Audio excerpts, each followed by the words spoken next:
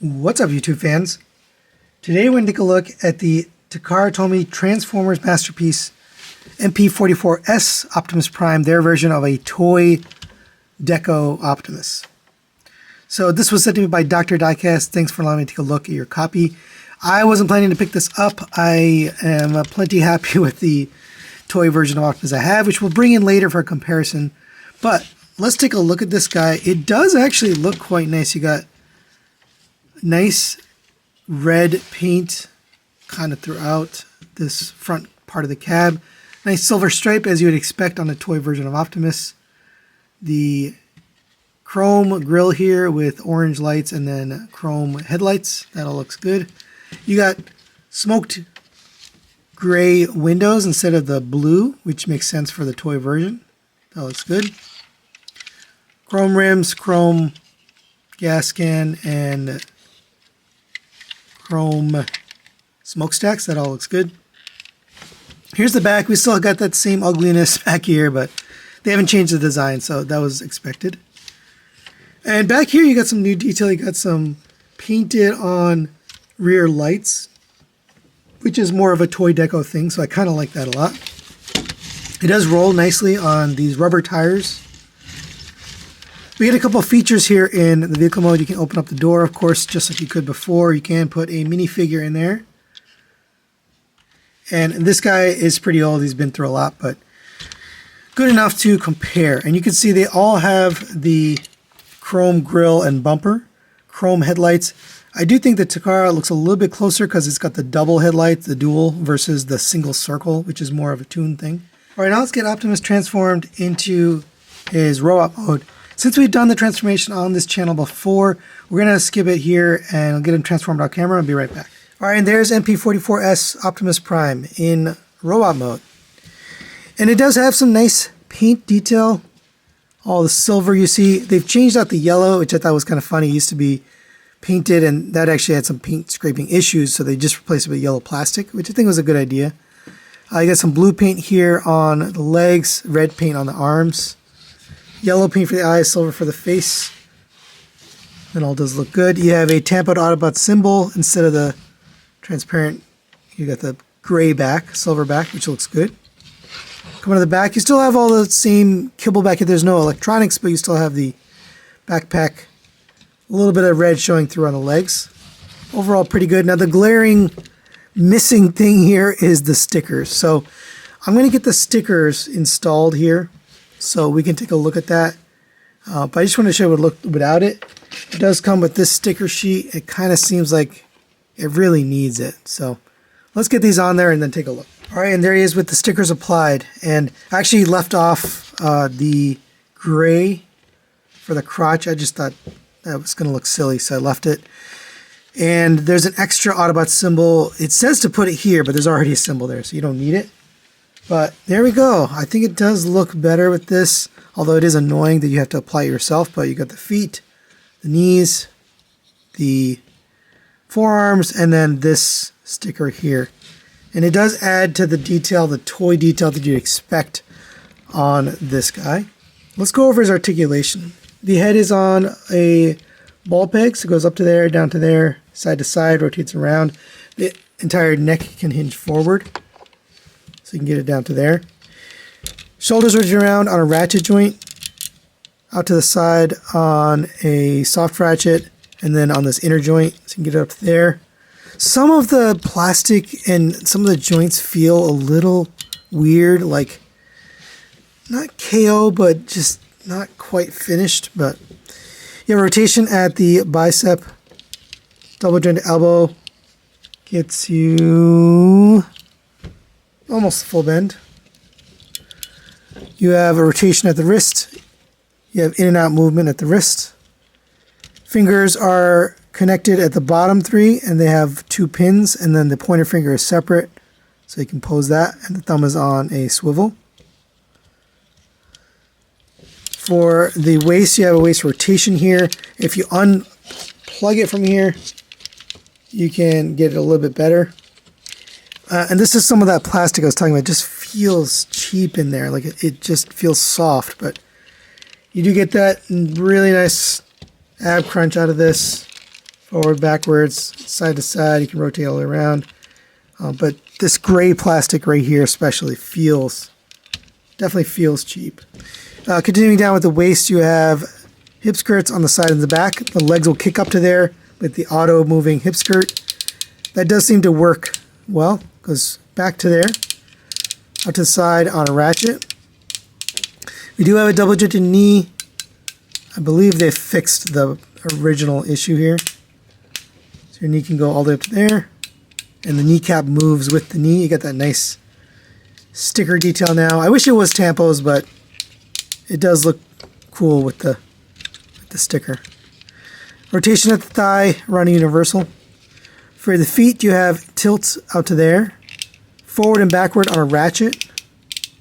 And all those joints seem to work well. But like I mentioned, that waist joint definitely feels cheap in terms of plastic, so just be careful with that. As far as accessories, we get the same stuff we got with the original, minus the trailer and all the accessories in the trailer. But you get this gun just done in very plain black plastic, not a lick of paint on it. And we can open this up. Get this in here. And that works. Very G1 Toy Optimus-y. You also get his Energon axe, which you can unplug the hand here.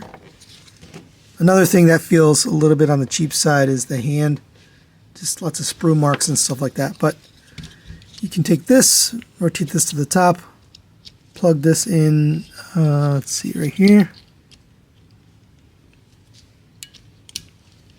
And then you can use that axe. There you go for that. And the original toy didn't have an axe, so just pretend. You also get the blast effect here done in same translucent orange. That will plug in. That works just fine. And of course, it wouldn't be Optimus without a matrix. So you get the matrix done in this die-cast piece with chrome, silver, gold, and blue. We can open up the chest here. You want to lift up just a hair. And this is another thing. You can see, see how the plastic just isn't perfectly cut perfectly straight.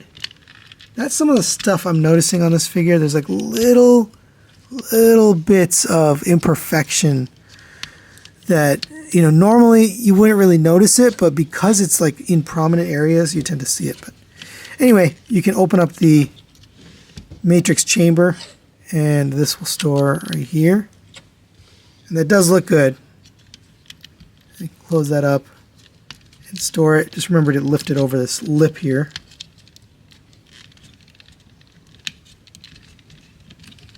And yeah, there you go. You can store that away. We also get an alternate head. So this is the, you know, season 1 style head with the silver. You can swap this out if you want. You can just pull forward on the head and then slide the new head back. And now you have this look. Personally, you know, I think this is the head to go with, but you have that option if you want.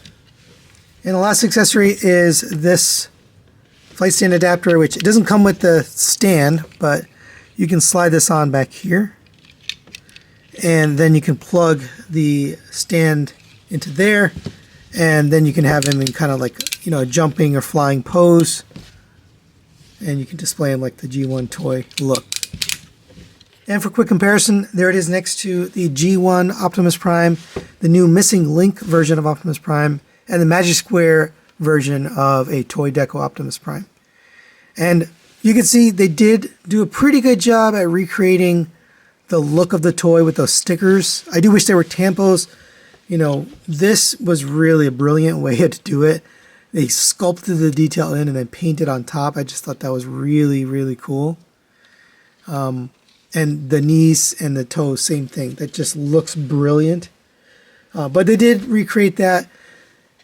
They also give you the gray silver sticker, so if you want to put that over the yellow on the crotch, I thought that was a little overkill.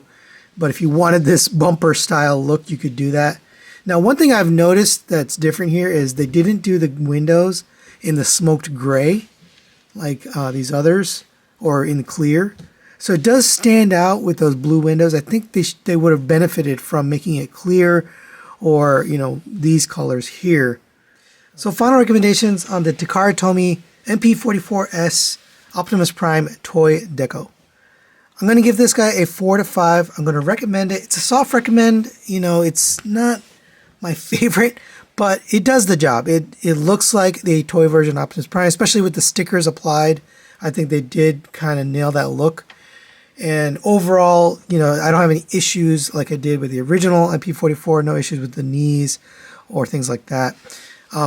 There are some spots where there's a little bit of, you know, plastic flash and stuff like that, but overall it works. I do wish these were tampos instead of stickers that you have to apply yourself. The arm stickers specifically are a little bit bigger, so you have to be kind of very careful as you apply them. But it does work. Now, a couple of things I wish they would change. One is these windows here.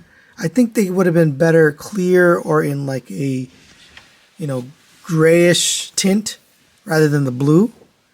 And I also think the look of the stickers, you know, this missing link, they've really nailed the way they did it. They sculpted the detail in, and then they painted over the sculpted detail. That was really the way to do this. But unfortunately, you know, here we just got stickers. I guess that was to give you the option if you didn't want to display it. But me personally, I think I would have preferred, you know, the sculpted and painted detail. But that's really it for today. Thanks for watching. Thanks to Dr. Diecast for sending this for review. And stay tuned for the comparison, and we'll see you then.